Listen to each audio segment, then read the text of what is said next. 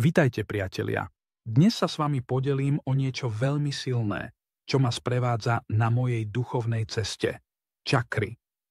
Tieto energetické centrá v našich telách nie sú len symboly z ezoterických učebníc, ale sú prítomné vo všetkých našich životoch. Ich harmónia a rovnováha sú kľúčom k našej vnútornej sile, pokoju a rastu. Keď hovoríme o čakrách, nehovoríme len o energetických bodoch v našom tele. Hovoríme o priesečníkoch medzi naším telom, mysľou a duchom. Každá čakra ovplyvňuje určitý aspekt našich životov, od našich základných potrieb po našu schopnosť vyjadrovať lásku a nájsť zmysel v každodenných skúsenostiach. Dnes vám ukážem, ako sa zamerať na týchto 7 čakier, ktoré sú rozmiestnené pozdĺž našej chrbtice. Každá z nich má svoju vlastnú úlohu, no všetky spolu vytvárajú rovnováhu, ktorú potrebujeme na to, aby sme žili v pokoji. Lekcia 1.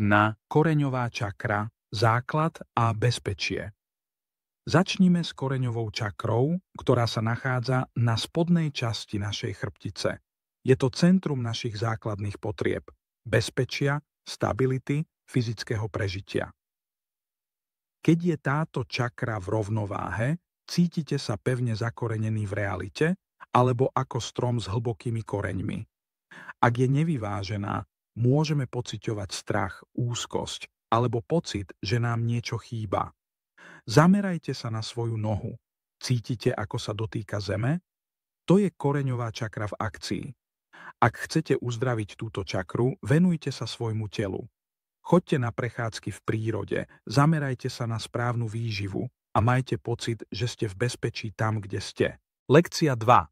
Sakrálna čakra, kreativita a emócie. Ďalej tu máme sakrálnu čakru, ktorá sa nachádza niekde pod pupkom. Tento bod ovláda našu kreativitu, vášeň a vzťahy. Je to čakra, ktorá nás spája s našimi emóciami a túžbami. Keď je táto čakra nevyvážená, môžeme pociťovať strach z intimity alebo zablokovanú kreativitu. Voda je symbolom sakrálnej čakry.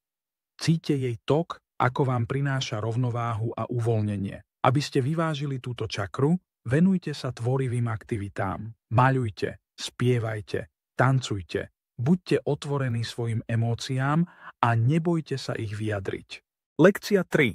Solar plexus čakra, moc a sebadôvera.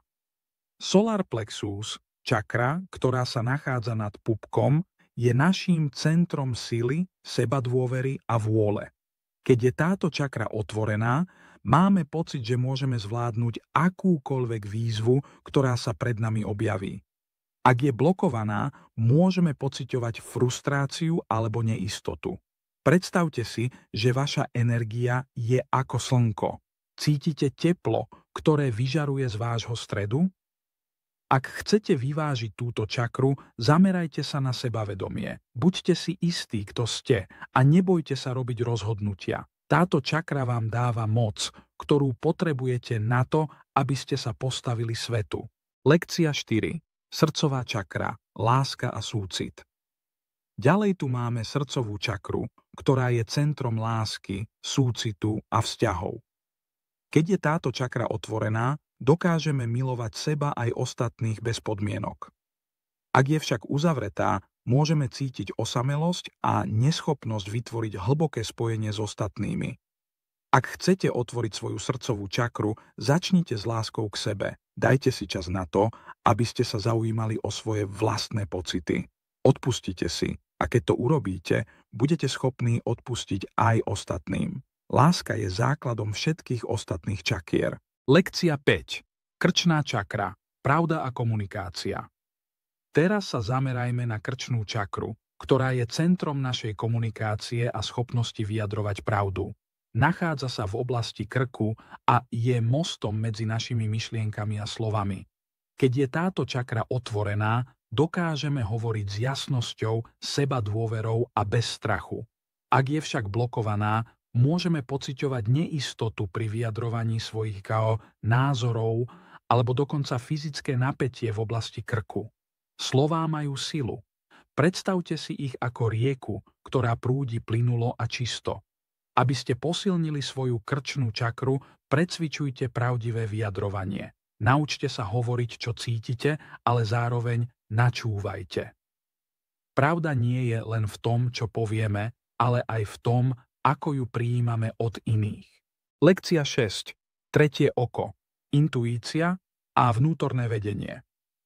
Poďme teraz k tretiemu oku, ktoré sa nachádza v strede čela, mierne nad obočím. Táto čakra je centrom intuície, vnútorného vedenia a schopnosti vidieť to, čo nie je zrejmé na prvý pohľad. Keď je tretie oko otvorené, dokážeme vidieť veci jasnejšie, nie očami, ale našou mysľou a dušou. Intuícia je dar, ktorý máme všetci, no často naň zabúdame. Intuícia je ako tichý hlas v hĺbke vášho vnútra. Je to ten pocit, keď viete, čo je správne, aj keď vám rozum hovorí niečo iné. Aby sme posilnili túto čakru, musíme si dovoliť ticho a priestor na načúvanie. Naša myseľ je často zahltená hlukom sveta a práve ten nás oddeľuje od našej intuície. Jednoduché cvičenie. Každý deň si nájdete chvíľu na rozjímanie. Zatvorte oči a predstavte si tmavomodré svetlo v strede čela. Sledujte, ako toto svetlo silnie a vedie vás k odpovediam, ktoré hľadáte. Intuícia nie je len o predvídaní budúcnosti, ale o pochopení prítomnosti. Pamätajte, že tretie oko je bránou k hĺbšiemu pochopeniu seba samého a sveta. Ak sa na niečo cítite neistý, prestaňte hľadať odpovede vonku. Na chvíľu stíšte myseľ, pretože odpovede sú už vo vás. Dôverujte svojej intuícii, nikdy vás nesklame. Lekcia 7. Korunná čakra. Duchovné spojenie a osvietenie. Nakoniec prichádzame k korunnej čakre, ktorá sa nachádza na vrchole hlavy. Táto čakra je bránou k vyššiemu vedomiu, duchovnému spojeniu a osvieteniu. Predstavuje naše napojenie na vesmír, nekonečno a zmysel života.